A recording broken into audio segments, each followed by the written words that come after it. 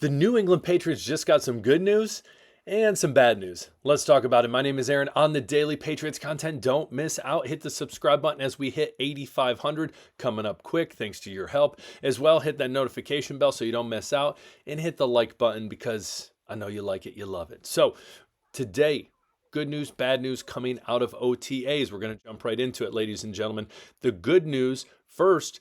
Efton Chisholm III continues to look great for the Patriots and looks like he is trying to cement, not trying, but is cementing a spot potentially on this 53-man roster in a packed wide receiver room. Now, Kendrick Bourne has been out, and we also have to remember OTAs are voluntary. You don't have to go, but if you want to make the team, it looks a lot better if you go. But anyways, Chisholm is taking opportunities where he has other wide receivers. So Stefon Diggs limited, Polk limited, Bourne out. So taking every opportunity he has to show people, hey, I have what it takes. He was covered up a couple times by Christian Gonzalez, hit a dig route, made a beautiful catch. Again, the kid can play ball.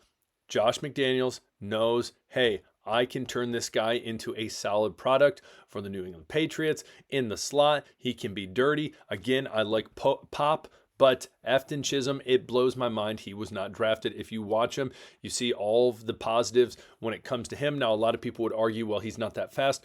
But again, we talk about agility and quickness. It doesn't necessarily, if you can have that without having solid top-end speed. The two things can coexist. You don't necessarily have the top end speed like someone like a Kyle Williams, but you do have that quickness in left to right, east to west movement where you are incredibly agile, which is huge playing the slot position. But again, good news that he is making the most of his opportunity. More good news. Keion White going up against Will Campbell on the regular in OTAs.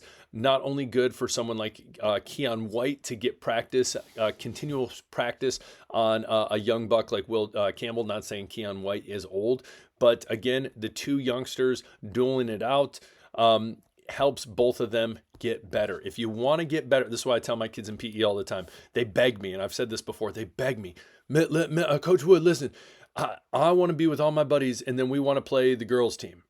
Why? You're not going to playing worse competition is not going to make you better. It's not. You want to play the best of the best. That's how you are going to get better. You're going to rise up to that occasion, hopefully, or over time, definitely in practice. So awesome to see that. Next, an interesting battle between Strange and Schweitzer. Now, Wes Schweitzer went down the other during OTAs. Came back in, no worries. We'll talk about another injury in just a second. But an interesting battle going on right here. We know Schweitzer coming from the Jets, someone who had started there. Cole Strange has had a very interesting career with the New England Patriots, being injured. A lot of people think there's a potential that he gets cut. I don't know necessarily about that.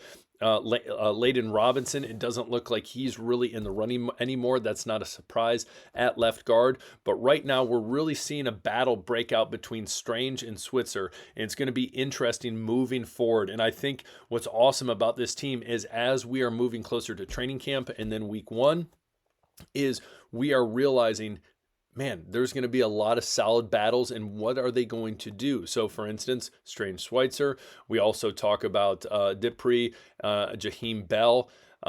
What's going to happen right there is Jaheim Bell on the hot seat. I would say that he is making this team. I think Dupree is a solid spot, as well as the whole wide receiver room. What is that going to look like? The running back situation, Antonio Gibson, Travion Henderson, who's the true number 2 back for the team. So you look at all these different positions and the battles that are going to take place moving forward, and what will be the product come week one. It's going to be fun. Very, very fun.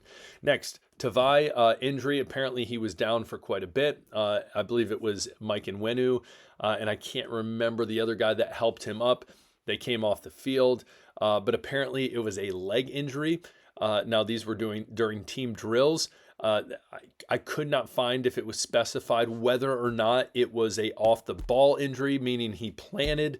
A lot of times you see those injuries, it's a change of direction injury. So you see now a lot of times when teams are training, especially with like sports strength and conditioning coaches, do a lot of change of direction. You got to get those ligaments used to planting, turning, taking off, because if you don't practice it, and then you put your body in a situation where you are going to strain that, it is incredibly possible that you can hurt yourself. So that would be tearing any of which, whatever you want to say, on around your knee. So again, not ideal for Tavai. Now, he is, a lot of people speculated that he was going to get traded, who knows what will happen to Tavai. But we can't forget the one thing that he has, not the one thing, but one of the bigger things he has is he's an on and off the ball linebacker. So he has that versatility right there to be able to do that. Again, I think with the defense that they're going to be running, they don't need to be crazy deep at linebacker, but it's not ideal. It's not good news, obviously this being the bad news, that he is injured. So we'll hopefully get more as news comes out, but hopefully it's nothing serious. But obviously being down for that long is not ideal. Next up, we finish with Stefon Diggs. He was at practice today, limited participant. That shouldn't be a surprise to anyone just because, again, he is still coming off rehab from his ACL tear when he was with the Houston Texans. So not really a huge shocker. I think the bigger shocker would be that he is back at practice. I think that's what is making headlines and news, is the fact that he is back. And I think that from that, we are moving on. I mentioned this yesterday. He posted something on his Instagram essentially saying, moving on, what's next, moving forward. And so I really think this whole thing is already behind us, this whole boat situation. I was going to say something, but I'm not going to say anything. But anyways, I think it is moving forward and we can put that behind us.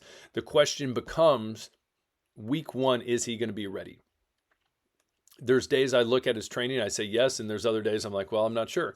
I had a buddy come up to me who asked me, he said, listen, I'll make $100 bet with you that Stefon Diggs does not play more than 8 games. $100 bet. What would you do? Would you say yes? Would you say no? Comment below. Yes or no. Stefon Diggs, $100. Don't fail me. Maybe it was 7.5. I think it was 7.5 games. Will he play at least 7.5 games? I'm leaning yes. But again, the question becomes, when's he going to return? So tell me what you guys think. I don't want to lose $100. Comment below. We'll talk later. Hit that subscribe button. Thanks for watching. Peace.